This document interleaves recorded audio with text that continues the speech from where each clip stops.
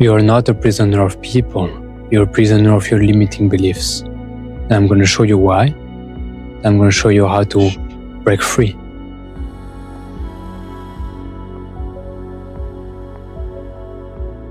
When we go through trauma, we tend to feel very much trapped in other people's world. And there's a quote that I really like saying, "If I hadn't created my own world, I would have died in other people's." And that's exactly what happens when we go through trauma. And when I work with my clients, I often see people still feeling trapped in other people's world. They live as if these people are still there, behind them, abusing them, telling them how to be, blocking them. And the first impulse that we have is to believe that we feel like this because of them. And that's very much understandable, right? Because you've experienced abuse from these people. But the truth is, right now in this very moment, what's happening to you is that you're believing things that are not real. You have limiting beliefs about the situation. If you feel trapped, it's because you're blocked in these limiting beliefs. The idea that you can't be free, the idea that you can't be yourself, the idea that the world is dangerous, all of these are perceptions that you project externally and that you live into. So, what's really important first is to recognize that you have limiting beliefs. Is to recognize that if you don't feel good, if you don't feel free, it might be because you believe that you can't. And you believe it really strongly. And you're convinced about it. And when we go through trauma, we create our own perceptions of the world. We draw conclusions based on what happened to us. And the process of healing is the process of deconstructing these conclusions and seeing how they are false, completely false. They are created to protect yourself. Okay? So, now that you recognize that you have limiting beliefs, stop thinking that the problem is other people. It is not. Stop living this hellish life where you're a victim of everyone. It's not because of them, it's because you still believe it. You see? And a lot of the work I do with people is about bringing people back into themselves and see how what they think of other people is actually emerging from their own point of view. And not how people are, but actually what they think they are. And who they think they are themselves. So these limiting beliefs is like a shell in which you live that is protecting you from opening up to the world, opening up to others, opening up to life. So identify the beliefs you're still carrying, and then from that place, you will have to deconstruct them. That means you will have to learn to see things differently and to stop seeing things in a black and white way and drawing the same conclusions over and over again. A lot about healing is about expanding the width, our ability to embody and embrace different perspectives. You're not stuck because of trauma, you're stuck because you still believe the same thing over and over again and you're not questioning it, you're not bringing new perspective. So let me give you an example. Let's say you believe that you are worthless. Okay, this is very common. You may have started to feel worthless in your life because, for example, you couldn't belong socially. So why are you still believing it today? Why are you still living in the same conclusion that happened in the past? Let's say you've been rejected socially, for example. Are you still rejected socially now?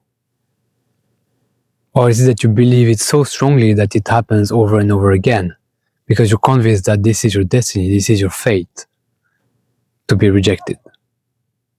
Does being rejected socially mean that you're worthless? Or does it mean that other people have misbehaved? Why does it have to mean something about you? And it's crazy, it sounds very simple when I say this, but are you actually hearing it, what I'm saying? Are you just aware of it because you saw it in the book? Are you actually aware right now that it might not be personal to you? So deconstruct the belief. Why holding on this belief? Why is it necessary? Do you need it to live? You see? And how are you perceiving other people? Are you perceiving them as bad people, dangerous people? And is it true? Or is it an idea that comes from a sense of insecurity that you project onto others? So is the insecurity within you, is the problem in them or within you? You see? So that's super important, is to realize that it all comes from within, and you're not at the mercy of other people, you're at the mercy of your ideas. Your ideas are keeping you trapped. And maybe you might wonder, how do I change how I perceive things? It's not about changing, it's about seeing how useless it is, how pointless it is to still have this within you. And I'm telling you from my experience, as long as you have a limiting belief, it's because your subconscious needs it. So you have to find, what does it need it for? Is it for safety? Is it for pride? Is it for, I don't know, feeling good? I don't know what it is. But if you still have limiting beliefs that you can't get over, it means it's still useful for you. So there's something about them that you need. I'll give you an example. I can believe that other people don't like me. And that allows me to not meet other people because it's too uncomfortable to meet other people. So it's useful to believe that they don't like me so that I have nothing to do and I stay alone. That's how the subconscious works.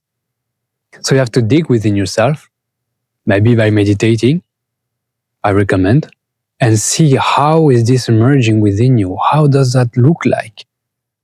Why is it useful, this belief? And can you drop it? Is there another way to feel safe than having this limiting belief? Is there something else you can do? Can you do it differently? That's the real question. So this is an important part of healing, is to bring back these projections. You bring back, you look inward, it all comes from you. It's not about them, it's not about them. It's how you perceive it. So you have to draw back these projections and look within you and stop seeing things in them all the time and thinking that they misbehave, they are the problem. Maybe they are, okay? Maybe you are around toxic people and that's accurate. But at the end of the day, you're still around them because you believe that there's no other way out. Because you project the idea that you're trapped by them. You're not trapped by them, you're trapped because maybe you're scared of leaving. You know?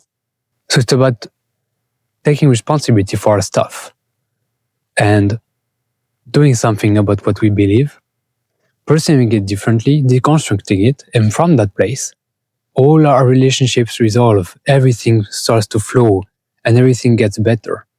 Because we're not trapped by other people anymore, because we see that we are trapped by ourselves. We are putting the limits on ourselves. We are creating these inner boxes that we put ourselves in.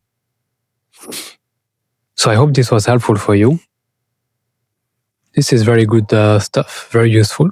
And if you want to be guided by me, you can click on the link in the description and send me a message and we can talk and I can show you how we do this. So I hope this was helpful and I wish you a good day. Bye.